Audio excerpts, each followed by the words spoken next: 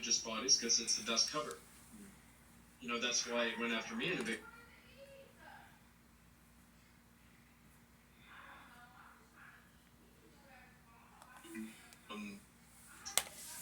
Raping them, cutting off bodily parts, slowly bleeding them to death, then dismembering them and eating them.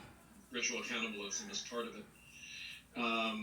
Filming it all, of course, because snuff films are, you know, they sell them for a lot of money. She said the whole area was cordoned off by the army and the police when this was going on. There were soldiers there. There was private security and police. So, well back. And I can tell you, it leaves a mark.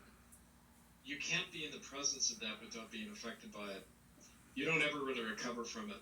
And I can tell you it's an entity that exists. It's so hideous that there's no word for it. There's no description of what this thing is. But what it wants is our destruction, right? It feeds off the human soul. And I'm talking about destruction from the inside out. Destruction of the degradation of human beings.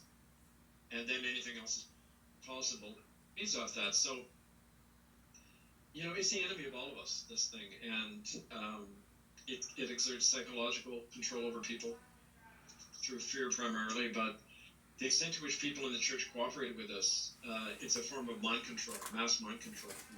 And it knows it should operate in religious bodies because it's the best cover. You know, that's why it went after me in a big way, because as a minister in the church, I saw that it was operating in the church very effective, as it does in churches. So that's what we're dealing with, and it's I find it always shocking that more people aren't aware of this and involved in this campaign, because what's more sacred than the life of a child, right, or our own integrity as human beings? Mm-hmm. Nothing seems to impact people anymore. Because we just felt so all these people was fake. as people as a whole. Everybody go to church with you. Are continually going down.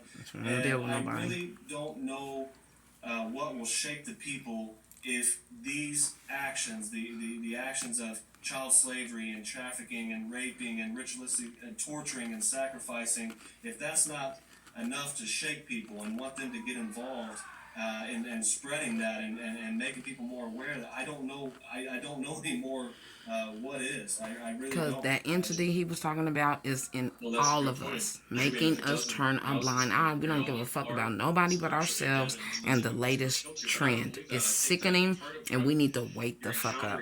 Because this is what's happening in the world while we got our eyes closed to material things and vacations every year and all that bullshit that don't matter.